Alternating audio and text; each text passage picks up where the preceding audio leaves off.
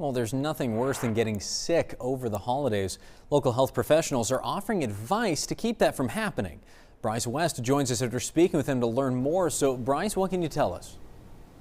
Well, Rob, officials say every year around 180,000 people die from viruses such as RSV, COVID-19, and the flu.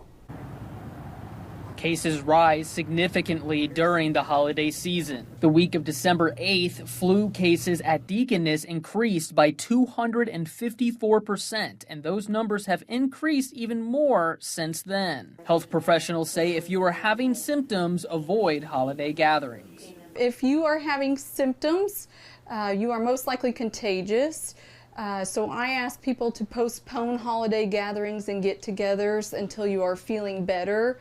It's just not worth getting other people sick, especially older people like grandparents, young babies, people at risk for serious complications like people with heart and lung conditions, weakened immune systems, that kind of thing. Officials also say there are several things people can do to prevent infections. Make sure when you're outside that you're wearing appropriate winter materials. That would be a sock hat to cover the ears or earmuffs. That would be gloves and a coat and a jacket, making sure that you keep adequately warm when you're outside. Lower temperatures of the body leads to more risk of infection. Credit sound good. He adds that proper hygiene also helps prevent sickness.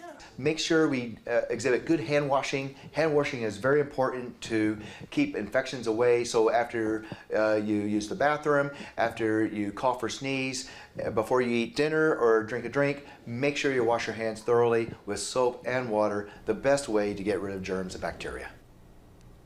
Officials add if your primary care physician is closed over the holidays, urgent cares will still be available in multiple locations. They also say it's not too late to get vaccinations.